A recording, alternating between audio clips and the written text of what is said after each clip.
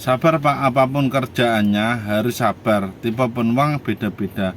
Belajar lebih sabar pasti rezeki makin moncer. Nah ini sebagai driver ini disuruh sabar ya. Sedangkan untuk menghadapi berbagai macam konsumen itu butuh kesabaran mental ya. Nah, tapi kalau konsumennya keterlaluan mending saya lewatin saja gitu.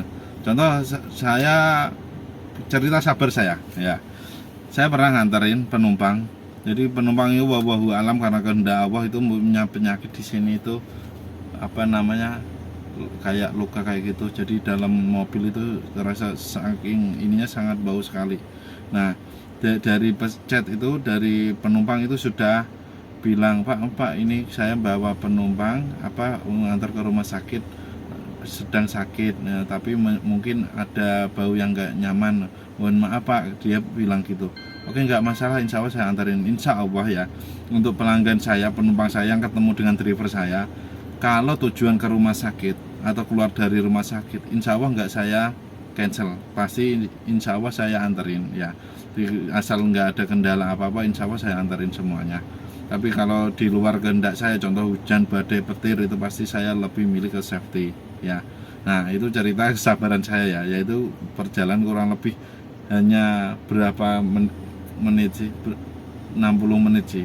Cuma jaraknya itu nggak jauh dari Pilar ke RSUD Cibitung, itu paling berapa kilometer, 12 kilometer, itu hampir 1 jam karena macetnya. Cuma ya saya karena saya memang saya ini memposisikan diri sebagai kerja sosial ya, karena ke rumah sakit atau keluar dari rumah sakit insya Allah saya anterin. Tapi kalau tujuannya ke mall kayak gitu, orang dengan tarif receh itu pasti saya lewatin dulu kayak gitu.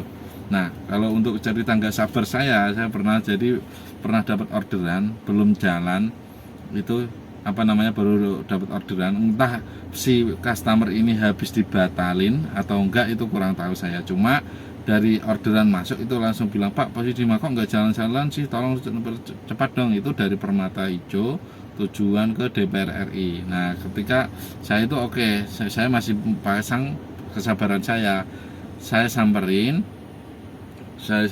Nah saya samperin ke penumpangnya, customernya. Dari depan itu udah pasang muka sempu sama punya apa, pasang manyun lah, pokoknya jelek amat, astagfirullah saya gitu.